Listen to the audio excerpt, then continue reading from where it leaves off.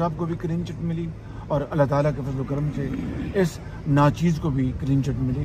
अब मियाँ साहब इंशाअल्लाह अक्टूबर में मुशावरत के बाद तय हुआ कि पाकिस्तान आएंगे और इंशाअल्लाह इलेक्शन कैंपेन को इंशाअल्लाह लीड मियाँ साहब 2017 चिट मिली और अल्लाह ताला के फजल करम से इस नाचीज़ को भी clean chit milli.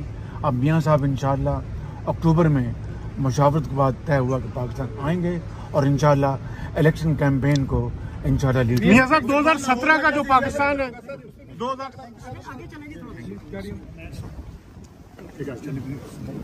Stand back, please. Stand back, please. Stand back, please. Yes, sir. Stand back.